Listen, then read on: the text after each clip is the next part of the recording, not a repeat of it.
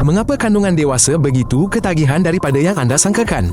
Anda membuka video, menonton beberapa saat dan kemudian scroll terus. Anda mahukan sesuatu yang lebih hebat, sesuatu yang luar biasa. Dan anda tidak perasan pun bila anda mula melakukannya. Ia bukanlah kelemahan watak. Ia secara literalnya kimia. Otak anda melepaskan sedikit kegembiraan dengan setiap bingkai baharu dan setiap kali ia memerlukan sedikit lagi untuk merasainya. Begitulah cara ketagihan berfungsi. Pusat keseronokan otak bertindak balas dengan cara yang sama terhadap video, dadah dan perjudian sedemikian. Mekanisme yang sama, perangkap yang sama. Cuma kandungan ini tidak berbau busuk dan tidak memerlukan wang untuk pembaikan seterusnya.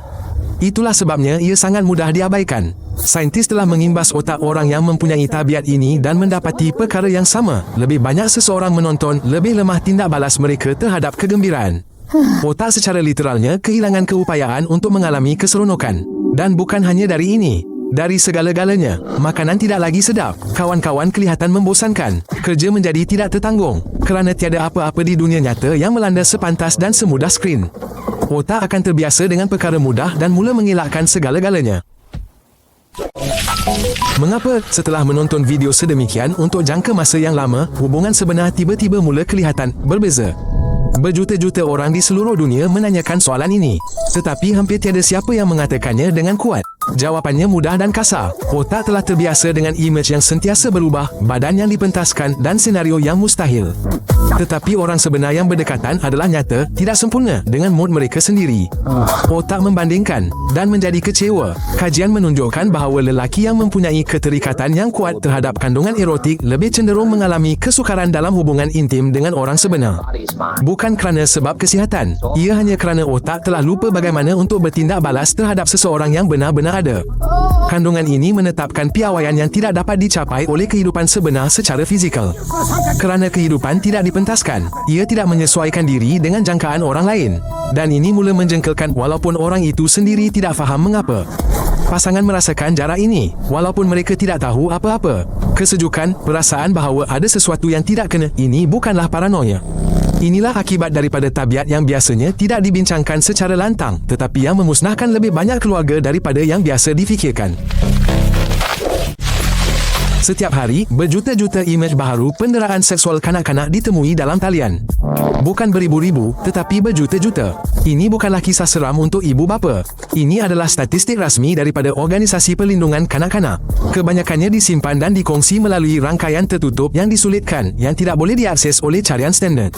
Rangkaian ini merupakan rumah kepada komuniti dengan beribu-ribu ahli, hierarki dan peraturan mereka sendiri. Sama seperti organisasi sebenar, agensi penguatkuasaan undang-undang di seluruh dunia sentiasa menangkap ahli rangkaian ini. Berpuluh-puluh negara mengambil bahagian dalam serbuan secara serentak. Dan setiap kali, ternyata antara mereka yang ditahan ialah guru, doktor dan pegawai.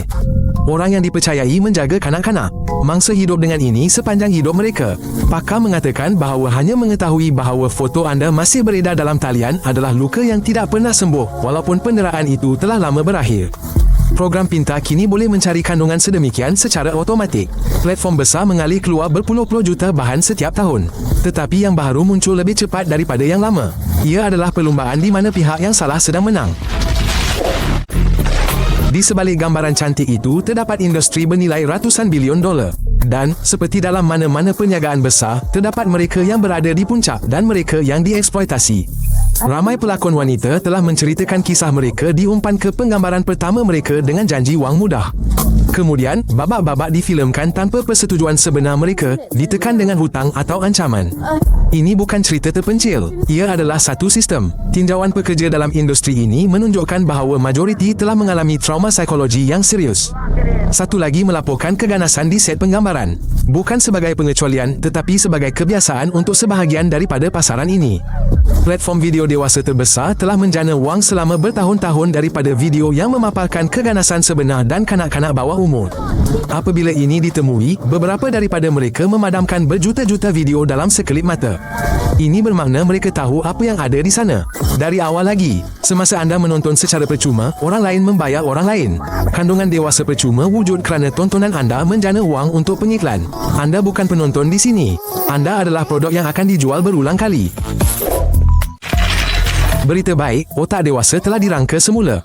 Sel-sel saraf mampu mewujudkan hubungan baharu untuk menggantikan yang lama. Ini bukanlah metafora untuk harapan, ia adalah fakta yang didokumenkan daripada sains otak. Orang yang benar-benar menjauhi kandungan sedemikian selama 3 bulan atau lebih melaporkan perkara yang sama, makanan terasa lebih sedap, komunikasi menjadi lebih menarik dan keinginan untuk melakukan sesuatu kembali. Otak kembali normal, perlahan-lahan tetapi benar. Bahagian yang paling suka ialah beberapa minggu pertama. Otak mengidamkan yang biasa, mewujudkan kebimbangan dan kekosongan. Ini adalah penarikan diri yang sebenar, bukan sekadar kiasan. Mekanisme yang sama seperti ketika berhenti merokok atau gula. Cuma ia tenggelam lebih dalam dan menarik anda kembali dengan lebih kuat. Di seluruh dunia, terdapat beratus-ratus komuniti orang yang telah berhenti dan membantu orang lain. Tiada penghakiman, tiada moral.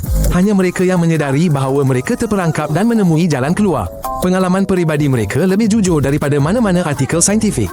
Anda mungkin fikir anda mempunyai segala-galanya di bawah kawalan. Atau anda boleh menyemak sekarang, berapa kali minggu ini anda menatal lebih jauh kerana yang sebelumnya tidak menarik anda lagi. Otak tidak berbohong. Langgan saluran ini dan tonton satu lagi episod menarik saya.